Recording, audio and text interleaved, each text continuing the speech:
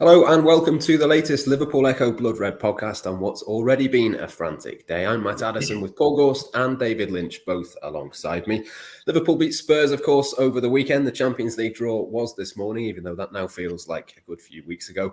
Reports have since emerged that the Reds owners, FSG, are open to selling the club and have put together a sales presentation for prospective buyers. That potential takeover, Gorst, the only place to start. What have you made of this story so far? It was a massive story, wasn't it, from David Ornstein in the Athletic this afternoon, and then when it breaks, you're scrambling about trying to speak to people, really. So I haven't had the chance to properly digest what it might mean. In all honesty, we've been sent the statement from FSG, which is very kind of non-committal, really. They do suggest that they are open to further investment and kind of weighing up the options. But I don't think that's any particular surprise. I think that's been pretty much known for years, hasn't it, to be honest? You look at the investment from Red Bear Capital in, was it April of last year, for 10 or 11% of the FSG portfolio. So, in a way, that is nothing new, but it's interesting that they have come out and felt the need to say it, because doesn't appear to be anything imminent in terms of a sale. But the fact that they, kind of have a presentation for, prospective buyers is very interesting, because it would suggest that they are open to more than just, investments. They would be open to selling completely. And in terms of it being a business transaction, it'd be it'd be foolish not to, when you think that they bought the club for 300 million in October 2010, and latest valuations from Forbes is somewhere between 3.6 and 3.8 billion. So it'd be an incredible return on the investment. They've put in, close to around £250 million worth into the club and the infrastructure in terms of the AXA training centre, the main stand, and the Anfield Road development, which is obviously currently ongoing. So it'd be an incredible profit if they did just straight up sell it in the way the kind of Chelsea were forced to earlier this year, or Roman Abramovich was forced to Todd Bowley. But it's not a kind of FSG are going to sell and Liverpool are going to have new owners and they're going to be spending hundreds of millions in the transfer market. It's not quite that, but it's the most significant development yet in terms of them potentially looking at an exit strategy, and moving it on to someone who might be better placed to challenge the likes of Newcastle and City in the transfer market. But there's obviously more to it than just that as an ownership group. And generally, I think Liverpool have had really good owners for the past 12 years. Maybe this is the similar kind of thing that David Moore's realised at a certain point, that for all his kind of good stewardship as Liverpool with his finances, and he obviously moved the club on. Maybe this is FSG's realisation that they can only compete so far with the likes of Manchester City and the Newcastle, and even Manchester United and Chelsea at the moment.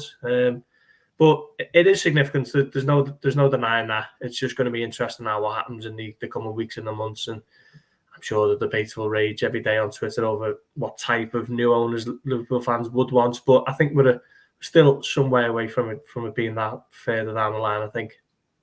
Yeah, it still feels like there's a good few developments to come with this, Lynchy. But as Gorsty says there, I mean, as much as the statement from FSG does say they're still fully committed to Liverpool, of course, they're going to say that. They're not going to say anything other than that. It does feel like a bit of a shift in stance, I suppose, is maybe the way that I'd put it. They've been closed off to selling in the past. It maybe doesn't quite feel so concrete now.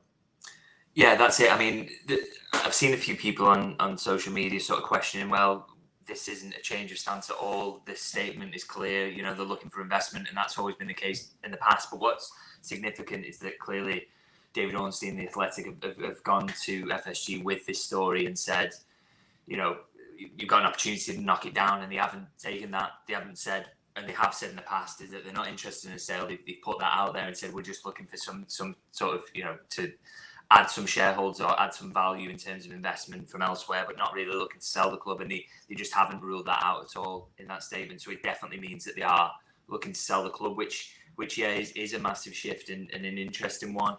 Some of the points Gorst touched on there in terms of maybe feeling that, they've come as far as they can. They've got every trophy in the bag that was available to them. The asset has appreciated incredibly over the past 12 years. Coming up to 12 years since they bought the club, it seems on the surface like a good time to sell, really. And I think there'll be a lot of interest from across the globe. But I think the sort of the weakness of the pound in comparison to the dollar will be quite attractive to a few possible investors. And there's just a lot of elements come together. I think the next couple of years, in terms of global economy wise, makes it attractive as well. I don't think that Liverpool is going to be worth any more in a couple of years' time than it is currently, or in 2 or 3, 4, 5 years' time. I think it's good. There's a bit of a rocky road ahead. So this is probably they're going to make a humongous profit if they sell now. You only have to look at the Chelsea sale to see that. And they could walk away from the Liverpool situation thinking, well, we sorted the stadium, which was a big question mark at the time when they came in. We won everything available to us. We've left them within an elite level training ground. Now maybe it's a really good time to get out with a whopping profit. And I think, that throws up a lot of question marks in terms of what happens next for Liverpool. And FSG were in that statement sort of made a point of saying that Liverpool's best interests at heart, but it's going to be very interesting to see what sort of plays out now, because they basically admitted it's sort of open season on Liverpool.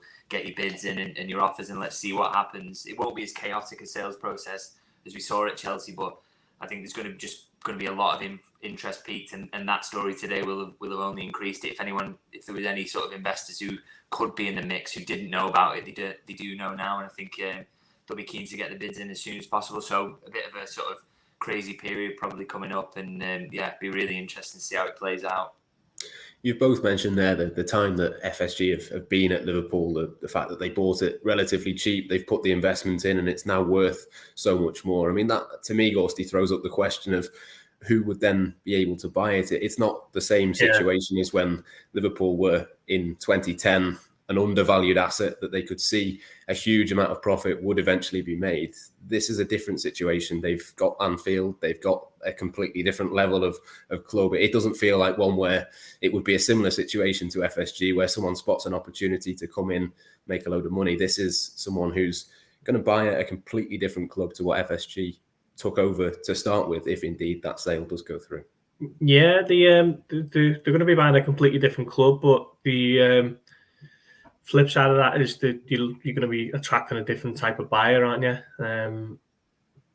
We've seen with certain clubs in the Premier League, Manchester City and Newcastle, the owners aren't necessarily in for it in terms of being a good business decision and the kind of profitable acquisition that you can sell further down the line in the way that FSG have, and it looks like that's what they're looking to do.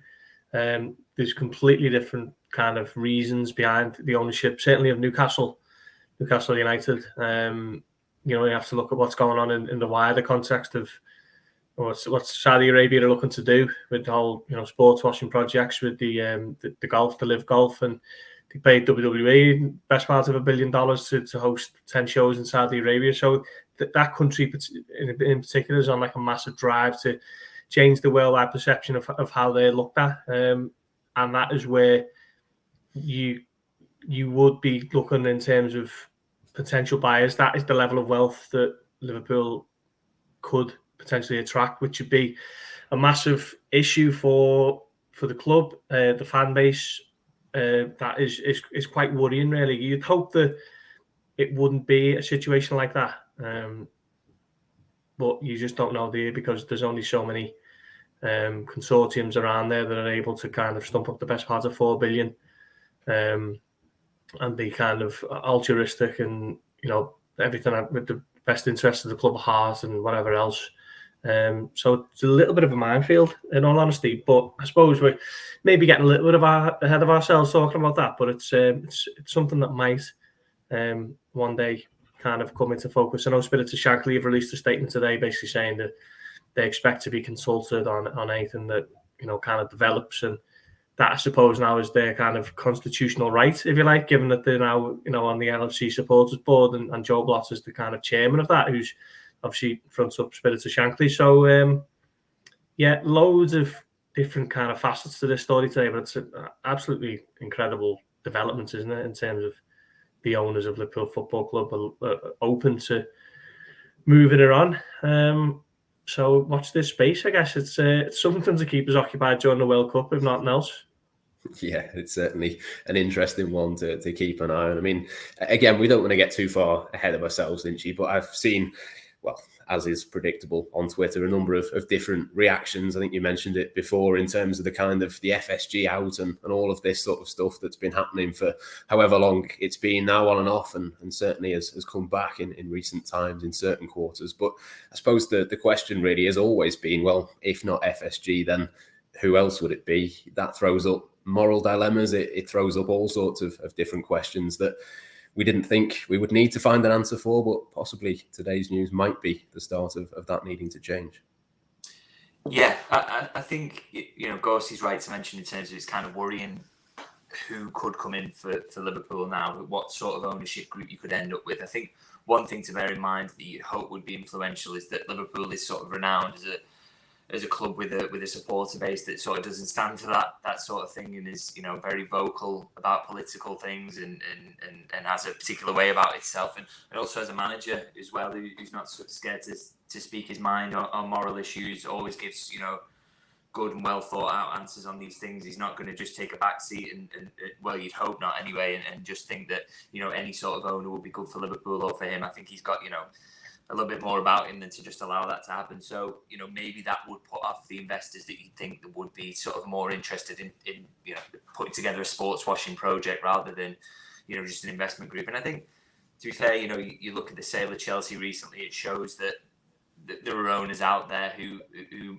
aren't just interested in that. I think that they, you look at Todd Bowley at Chelsea, he obviously thinks that there's still, even at the price they paid, which was, I think, 2.5 billion with an extra 1.5 billion worth of guaranteed investment they would put into Chelsea, still thinks there's an element of profit to be made further down the line in Premier League football. So, no matter what Liverpool go up for, I'm sure there are enough people out there with the right sort of money who will still believe they can run it as a sort of sensible business and still turn a profit. And that also doesn't mean sort of being as parsimonious in the spending as FSG have been, by the way, because I think, there's Liverpool are run as a business, and a business that is sort of, very sensible in terms of profit and loss and all that. But I don't think you need to necessarily, in terms of your transfer spending, be quite as, I don't want to say stingy, but controlled, shall we say, as FSG have been, and be profitable, particularly with a club like Liverpool that it generates such unbelievable revenue anyway.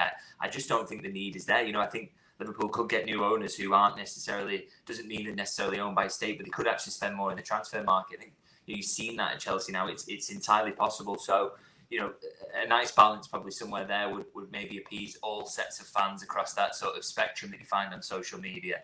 But it's interesting because, I wonder how much say the supporters groups are going to have in it. I'm not entirely sure if that agreement about the supporters board has actually been enshrined in the Articles of Association yet. Which is a little bit of a concern. You'd quite like that to be done before the sale process sort of begins in earnest. And otherwise, we don't have a lot of say on those sorts of things. So, it's just going to be interesting to see where the interest comes from and how FSG deal with that. Because I suppose, the legacy is already secured. And they've made some bad decisions in the past, what we spoke about on podcasts in terms of ticketing and things like that, and all the Super League and beyond that. But the legacy is secure with the ground, the training ground, the trophies they've won, the team they put together, the transfer, the recruitment staff they put together. That's the legacy, but just don't ruin it now by selling to what would be sort of considered amongst the fan base as an undesirable owner. Yeah, absolutely. There's lots and lots of elements to this story. Just before we move on, Gorst, is there any sort of guesstimation that you could have in terms of the value of Liverpool? It's a really, really interesting one. We've seen lots of talk around Manchester United potentially being sold and how much they might demand. We've obviously seen Chelsea as well. I mean, Liverpool right up there amongst the very best in the world in terms of the sort of valuations of these clubs and all sorts of things along those lines. I mean, just quickly before we do move on, what would your sort of guess on that be, do you think? I don't know because I was looking before. In fact, I'm looking at it right now. Chelsea were bought out, weren't they, by Todd Bowley and his consortium for 4.25 billion. Now, Stamford Bridge needs a lot more work doing than Anfield does. You could argue that. In fairness, Gorsty, it was two. I think the sale price was 2.5, and then sort of a 1.5 or 1.7 guaranteed sort of investment, which I think was to sort of be part to sort of solve the stadium issue, I suppose. Okay, right.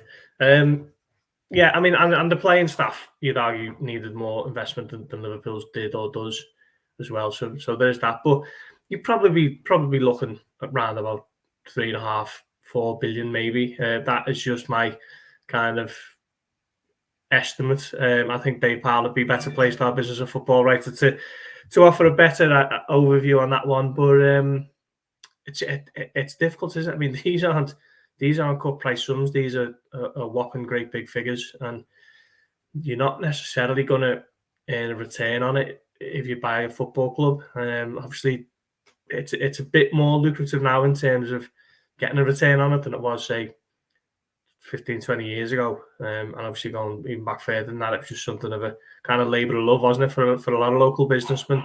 So it's an interesting. I mean, the boom in the Premier League now is just, like, you look at the owners across the Premier League, and they're all foreign businessmen, aren't they? Who they're all going to be close to billionaires. It's just the way that the league is structured now, and it's getting even more difficult to compete. We talk about the top six, and then Newcastle currently third now, aren't they? And they're going to be spending silly amounts again in January, you'd imagine, because they've got that kind of dangled carrot now to say to potential players coming in, within 6 months, you could be playing Champions League if you get this right. So it's so difficult now to compete. And maybe, I think FSG perhaps have just looked at it and just thought, well, how will we, are we going to get any better days than what we've already had here? We've had some incredible times, we've won everything, and just at a time when Liverpool aren't necessarily shoo-ins for the top four, and if they miss out on that, then that's going to set Liverpool back years, because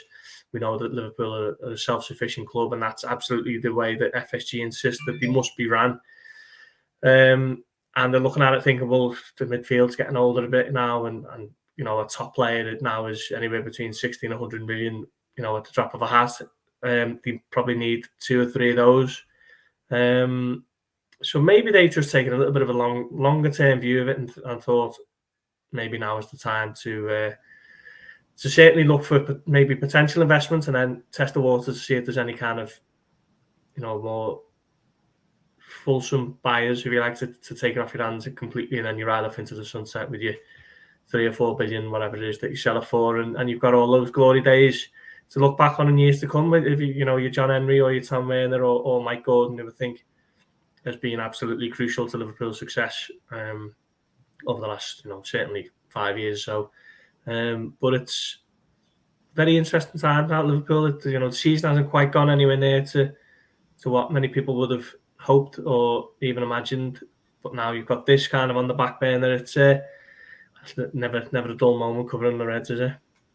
Yeah, absolutely. Plenty more to talk about on this topic. I'm sure you mentioned Dave Powell there. I'm sure we'll get him on a podcast at some point this week, and he can go through a few of these big questions for us. I mean, is that the same for you, Lynchy, in terms of the reading of this situation? Do you think this is almost an acceptance that Manchester City and Newcastle are the obvious ones, but there's just so many teams now in the Premier League, and if you go to mid-table or even lower down, you look at Aston Villa, the ambition that they've got, the money that they've got, there's lots and lots and lots of clubs now with lots and lots of money. It's a completely different landscape to the one that FSG came into. Is that a similar reading to Gorsty as what you would have?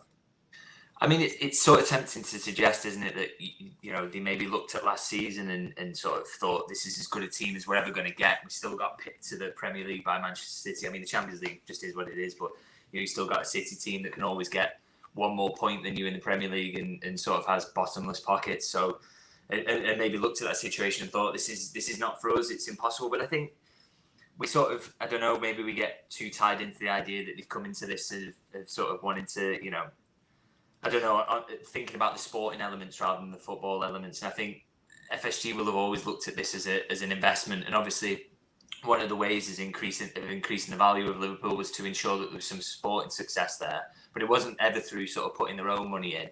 It was only ever through sort of, can we do this in a smart way and create this success, and then create a bigger brand, and hopefully just naturally through the TV deals as well, that the value of our asset will increase. And I think really more than anything, rather than looking at last season, I think it's just got to the point of some of the stuff we spoke about earlier in terms of FSG thinking, well, it's unlikely this asset is going to increase in value in the next sort of 4 or 5 years. Now is probably the peak time to sell up and, and make an absolutely sort of ludicrous profit, really. And a profit which sort of shows as well, I think, that, if they do sell it for sort of around 3.5, 4 billion, which I think is a realistic aim, given what Chelsea went for and the fact that Liverpool is a far bigger club and easier to market. So they should be selling around there. But if they sell for that profit just shows, and which they've always been in line to make as the TV deals have gone up, that deficit spending was actually possible in the transfer market. And I know, coming to that realization now, or sort of people won't appreciate that being mentioned now, but FSG could have always sort of maybe gone a little bit further in the transfer market, because this profit that they're going to make now has been baked in for quite a long time, really. And I think it just shows that basically the whole thing has been a sort of aim of, okay, yeah, we get the sporting success, that will make the brand bigger, but also, overall it's just been about securing this massive payoff at the end, which they're going to get. So, and I suppose, you've got to say it's been a mutually beneficial arrangement. Liverpool fans will look back on this period with incredible memories, and the fact that FSG came in and ended a sort of 30-year wait for the Premier League title, I think everyone should be thankful for that element and the revolution they put together on the sporting side. But it's getting to the point now where they can see the obvious benefits of cashing out and they're making a huge amount of money on that. So like I say, it's more, rather than sort of seeing the where the Premier League's going in terms of, we can't compete with Manchester City anymore. I just think it's the asset has reached the maximum value at which they want to cash out now. And yeah, I think, it's mixed feelings, but one where Liverpool fans will maybe think, had we had owners who were more obsessed with the sporting success side of things, maybe there could have been a little bit more sporting success. But what's happened is, like I say, mutually beneficial for everyone, and FSG are getting out at a moment where no one will look back with huge regrets, I don't think. Yeah, it's a delicate one, isn't it, in terms of picking the next owner. You've got to get the right balance of certain things that will make it the best sort of case scenario, really, for Liverpool. But just in terms of that then, Gorst, I mean, in terms of the next steps, it's impossible to know how quickly this is going to develop and how long maybe even FSG have been thinking about this. But what would you say are the next steps? What can Liverpool fans listening to this podcast, what would you expect to be the next step in this process? Honestly, I've no idea, because I don't really know, what kind of billionaires are out there. You hear of some of these people who've made the fortunes in, whatever industry, and we don't know about them because we cover football and we talk about Liverpool. I mean, no one had heard of Todd Bowley, I'd imagine, up until a few months ago, unless is he involved heavily in NFL? I mean, some people might have known him through that, but I certainly hadn't until it became clear that he was going to take Chelsea off Roman Abramovich's hands, and the government kind of seized his assets, didn't he? That was an incredible period in time. So it just depends on who's willing to kind of come out the shadows and test the waters, I guess. So how long is a piece of string would be the answer. But I just think it's just hugely significant in terms of FSG kind of putting out there that they are, like Lynch said at the top of the pod, they haven't kind of disputed what's been put in front of them in terms of, we know that this is happening, we know that that's happening. What's your response type of thing? They haven't taken the opportunity to say, oh no, it's all nonsense, and we're still the owners of Liverpool and whatever else. They've openly said, yeah, we're always looking for new investments and whatever else. And I think the most interesting thing is kind of what they haven't said. They haven't necessarily said that they're not looking to sell. So it's just very interesting. But I couldn't offer a kind of guess as to who might kind of come out of the shadows with the 3 billion burning a hole in the pocket. So it's just one to keep an eye on, and it's going to be exciting, isn't it? Either way, it's just a case of when someone does come forward, the due diligence is done correctly, and there are no kind of morality issues around it. But we'll see.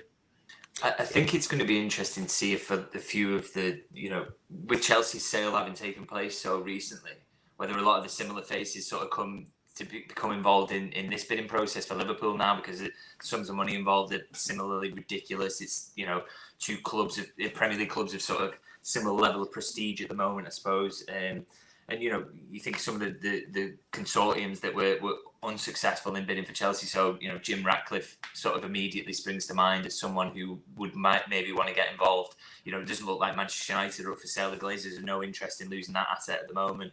So, you'd say that the second biggest club in English football becomes available. Surely he would like to be in the mix for that. And alongside a few other sort of undesirable elements who will probably get involved in the bidding process. But it's, there's no time limit on this one, which I think makes it really different from the Chelsea one. That had to be a quick sale because of the circumstances surrounding it.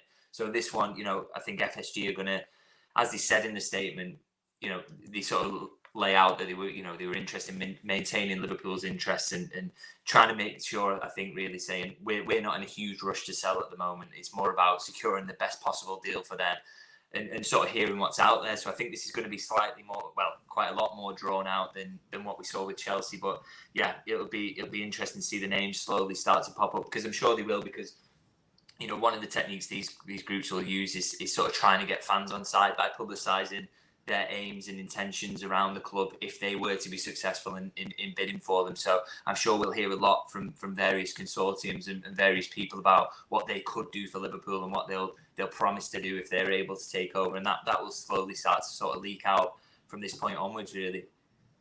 Yeah, it's going to be really interesting. The Redbird thing was interesting that Gorst mentioned before in terms of Jerry Cardinal. I think he was asked a few months ago, would he ever consider taking over Liverpool? And he said, well, I can't rule it out. It'd be a privilege, but at the same time, they're not for sale. Perhaps something like that could possibly work. But of course, we're speculating at this stage. Still a long way to go in that process. Whatever does happen next, of course, we'll keep you up to date across the Liverpool Echo and Liverpool.com. But we'll move on to the other big story from today, Gorsty. The last 16 draw, as I mentioned before, feels like an age ago given what has happened since. But Liverpool paired with Real Madrid, a big story in itself, of course. A glamour tie, a repeat of last year's final. And it's one of those that's really, really hard, but one I suppose that Liverpool can look forward to. Yeah, it was probably the worst of the four, wasn't it? Bayern Munich's obviously got the whole Sadio Mane narrative. I think Liverpool fans would have jumped at the chance to have faced off against Porto or Benfica. Obviously played both of them last season, but they were definitely the easier of the draws. I was left a bit cold by it, to be honest. It's going to be the 7th and the 8th time that they played since 2014. They obviously met in the quarterfinals in 2021. They met in 2 finals in 2018 and in May. A bit sick of the sight of them, if I'm honest. They just seem to have Liverpool's number, don't they? They're just, even last season when it looked like they were going to get knocked out by PSG, and it looked like they were going to get knocked out by Chelsea, and it looked like they were going to get knocked out by Manchester City. You somehow got to Paris, and then you're thinking, well, this is a bit different to 2018. Liverpool are the better team. Liverpool are coming in strong after an incredible 5 or 6 month period. And then Real Madrid just do enough, don't they? Get that win, the 14th Champions League, and Liverpool go home empty-handed. But even that game, I've never seen any highlights from it. I don't intend to. I've never spoken to anyone about the game, actually, in all honesty. It was just, what was kind of, what happened outside the ground with the French authorities and everything around that. That was potentially disastrous, wasn't it? And that's the kind of abiding image for Paris, sadly. Don't think anyone was even too interested in the game, was they? Even when they finally got into the ground. So Real Madrid it is again. I mean, you'd think Liverpool might be due one against them, mightn't you, after all the times that they've beaten them over the last few years. Interestingly, there's only the only teams who've ever knocked Klopp out of the Champions League as Liverpool manager have come from Madrid, haven't they? So maybe it's a time that he can kind of put a little twist into that story and Liverpool can finally get one over on Real Madrid. But no doubt about it, it was definitely the worst of the 4 draws. Yeah, it's certainly a tough one, Lynch. Yeah, so, there's been a bit of chat around, well, would you rather play Real Madrid over 2 legs or 1 leg and all of that sort of stuff? But whichever way you look at it, Real Madrid, absolute masters of the knockout phase. It's not even like it's a semi-final. It's literally the first knockout round. It's really, really going to be very hard for Liverpool, even if it is, a glamour tie that, Anfield can look forward to. And I'm sure, anyone that goes, it'll be a privilege to be there, but it will be very, very hard. You'd probably quite like to save that for a little bit later in the competition. Yeah, I mean, to be honest, I was probably slightly more upbeat than most, definitely more upbeat than Gorsty, who was seemed very sad then. I just think, yeah. Yeah. That's me though, an impression. Yeah, exactly. Yeah, well, he's not here today, so we needed someone to be that miserable. But yeah, I think it's the Champions League. Liverpool got a fairly easy run to not an easy run to the final last year, but they got some sort of kind of draws, didn't they, on the way there? And I think, and it made no difference. They got beat in the end in the final, and that was really disappointing. But I think, if you're not in it for these big games, then what are you in football for? I think, to get Real Madrid there, the whole revenge element around it. Okay, maybe what is it, 4th time lucky or whatever to get revenge on them. That coming up again is kind of interesting. And I think, there's mitigating circumstances around some of the sort of defeats to them in recent years. You look at Kiev and Salah going off early. You look at the game where Liverpool had the 2-legged tie, where Liverpool had no centre halves and sort of playing in front of no fans. And then, I thought last year, Liverpool had no excuses in the final. Really, were just beaten by a team who were incredible at winning finals, but Liverpool still could sort of count themselves a little bit unlucky. So I think to get them at this point is actually quite good for Liverpool, to get them to Anfield in front of the supporters, and hopefully have sort of a fully fit squad by that point, or quite close to.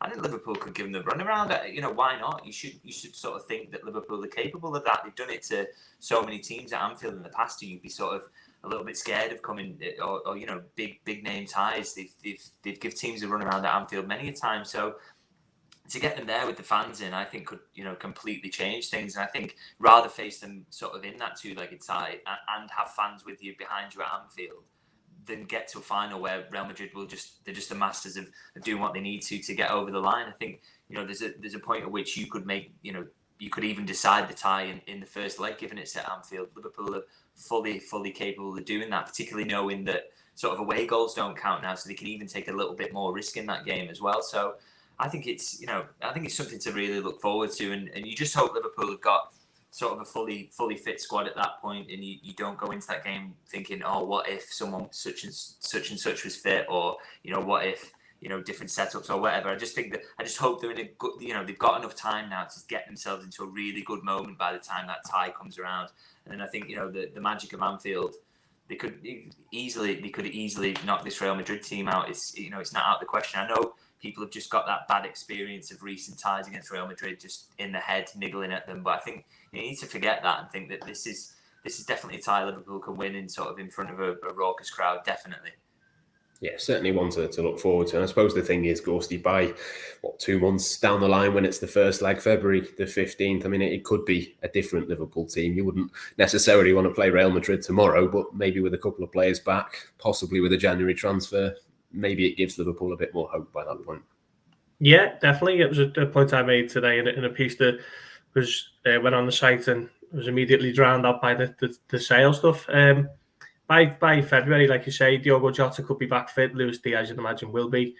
Naby Keita, if he's registered. And then, of course, the January transfer window offers a real opportunity to significantly kind of strengthen the squad. So, yeah, that's an interesting prospect. But I wouldn't be overly worried if the game was next week, to be honest, in terms of Liverpool just are able to raise the game, aren't they, against bigger teams, and we've seen that all season. Seen it against City, obviously yesterday against Tottenham, and I'm never overly concerned really. Obviously, the Arsenal and United results earlier in the season were disappointing, but I think Liverpool, maybe with the Anfield factor, like Lynchy says, that's an interesting one because Liverpool just didn't have it, did they, in 2021. You'd imagine if that would have been absolutely bouncing that night had fans been allowed in, and it could have been a completely different story had Liverpool managed to turn that around and gone through to the semis. So there's a lot of different elements to that one, but Real Madrid know how to kind of navigate themselves around the European Cup, don't they? So that's going to be very, very difficult that side, but one that obviously we'd all look forward to when it rolls around. Yeah, it'd be exciting to see Jude Bellingham as well when Liverpool buying for $150 million in January with the new owners, and that'd be great to see them in that tie. So. Yeah, I was glad it was you that said that, and that can be flipped up for you and not anybody else. But certainly one to look forward to. And like Gorsty says, really, like against Tottenham yesterday, Liverpool can turn it on in the bigger games. We haven't got time really to talk about that Spurs game, but you can go across and watch the debrief if you want a bit more of analysis of that. I'm sure you'll understand that other stories have taken over since then. But just before we finish, we do need to pick our teams for the League Cup game against Derby. So we'll go through that now. I suppose there's a good chance of Gwynn Kelleher, Gorsty in goal, possibly. We'll hear from Jurgen Klopp or possibly Pep Lijnders. I'm not sure who's going to be put up in front of the media on Tuesday. But do you want to talk us through your goalkeeper and your defence? Yeah, I think Kelleher will play, won't he? His first start of the season. The back four, I imagine Calvin Ramsey will start, Kostas Tsimikas. Nat Phillips played 45 minutes for the 21s on Sunday, didn't he? So that's clearly hinting at getting him a little bit of rhythm. And I think Joe Gomez will complete that back five. Yeah, exactly. The same for me. Lynchy, is that the same for you as well? Yeah, sorry, it's a bit boring, isn't it? That's exactly what I've written down here. So, well done, boys. Well picked. Fair enough. Right, we'll stick with you for midfield then. Maybe a couple of changes between us in there. Yeah, I quite like to see Stefan Bajcetic get a run out. I think he's looked really bright in cameos, hasn't he? So it'd be really nice to sort of see him come in and be given a start. I think we saw Oxlade-Chamberlain coming off the bench at the weekend, so he's obviously fit enough to start in that midfield. And if we're sticking with the three, which I think Jurgen will do that for these next two games, I don't see any more sort of changes of formation coming. Then maybe Jordan Henderson coming in because he obviously missed the last couple of games. I know he came on as a sub briefly against Tottenham, but maybe just be good to get some more minutes in his legs. And so that'd be my midfield three. Yeah, Henderson, Bajcetic and Curtis Jones for me. Gorsty, who is it for you? Do you know what? I was thinking about Milner, actually. I think Bajcetic will get his debut, won't he? We've seen last season that Klopp likes to use the League Cup to give young lads a go. Conor Bradley, Kate Gordon, Tyler Morton. And I think Bajcetic will be the next one off the rank. So I think he might just sit in there as number 6 with Milner. And then probably Curtis Jones. Front three then, Gorsty, I'll come back to you. Yeah, so I think Carvalho will start on the left, and I think weighing up Oxlade-Chamberlain or Elliott on the right, and I think I'm going to go with Oxlade, and down the middle, Darwin Núñez. Yeah, exactly the same from me as well. Lynchy, front three? I've sort of realised that I painted myself into a bit of a corner, really, putting Oxlade-Chamberlain in midfield, so maybe I'd sort of move him forward, put Jones into midfield, and then have an Oxlade-Chamberlain, Carvalho, and Elliott front three in some sort of mix. I just think he's going to want to make changes and sort of keep it as far away from his sort of first team, because it looks even more important to me. Sort of, you need to get those 3 points against Southampton going into the break at the weekend. So I just really think he'd be quite keen to make a lot of changes and keep anyone who's around the first team picture out of it, really, if you can. Yeah, who's your number 9 in there? He did play Oxlade-Chamberlain, didn't he, as a number 9? Was it last summer? Kind of testing out that role. It was a bit inconclusive. Maybe, I guess, if that's your front three, it's probably Oxlade-Chamberlain. Yeah. Is that what you're thinking, then, Gia? Yeah, exactly that. Gorst nailed it. Yeah. Excellent stuff, right? All in agreement then, pretty much, with that team. We'll just quickly go for a prediction. I won't get a scoreline off you. Are Liverpool going to win, Lynchy? I hope so, yeah. You never know. So. I think I think they'll have enough, whatever sort of team they'll put out to win, especially with it being at Anfield. Yeah, Gorsty, same for you? Yeah, I think so. I think Derby's probably biggest thing is getting back into the Championship, isn't it? The League Cup isn't particularly lucrative for them, so you'd imagine Liverpool, if they're professional enough, they should have enough about them to go through. Yeah, so 2-0, sorry. Oh, 2-0. You give us a scoreline as well. Yeah, there you go. There you go. 2-0. Right, we'll take it. Good stuff. Well, absolutely loads that we've packed into today's show on a busy afternoon for us all. Plenty more to run in the FSG story, I'm sure, and the Real Madrid tie to look forward to with the World Cup to come. It's just a shame they couldn't spread out the news over more than one day. Until next time, though, from all of us here, it's goodbye for now.